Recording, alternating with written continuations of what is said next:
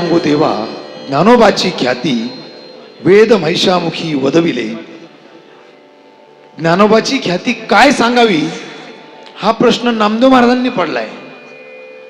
नामदेव महाराज जे शब्द प्रभू आहेत, ज्यांच्याकडे शब्दांची अशी साठवण आहे की नामदेव महाराजांची प्रतिज्ञा आहे, शतकोटी तुझे करीन अभंग.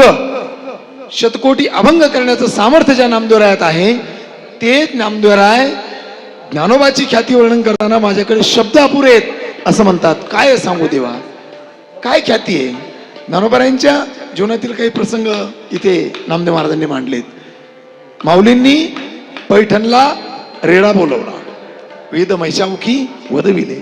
ज्ञानोबारायांनी आळंदीला भिंत चालवली ही ज्ञानोबारायांची ख्याती आहे. ज्ञानोबारायांनी भक्ती केली ख्यात.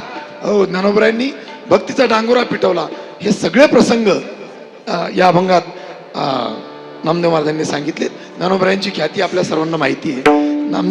ज्या काळात मोबाईल नव्हता, इंटरनेट नव्हतं, त्या काळात माऊलींची ख्याती नुसती महाराष्ट्रापुरती मर्यादित नव्हती.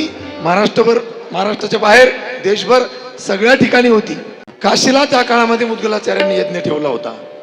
आणि ज्या काळात मी तुम्हाला बोललो आता की नामदेवरायांच्या संगतीने माऊली तीर्थयात्रेला गेले, काशी क्षेत्रामध्ये भगवान विश्वनाथांनी स्वतः माऊलींचं स्वागत केलं. आणि मुद्गलाचार्याच्या यज्ञामध्ये अग्रपूजेचा मान कोणाला द्यावा, विद्वान ज्ञानी पंडित पुराणिकांच्या मध्ये जेव्हा हा प्रश्न उद्भवला, त्यावेळेला हस्तिनीच्या गळ्यात जी माळ दिली, ती माळ अग्रपूजेची माळ ज्ञानोबारायांच्या गळ्यात ती हस्तिनीने घातली. ही ज्ञानोबारायांची ख्याती आहे.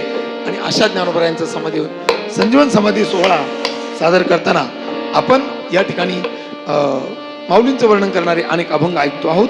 त्याच क्रमामध्ये एक सुंदर नाथ महाराजांचा अभंग, अहो दयाळे ज्ञानाबाई आर्त माझे तुझे पायी.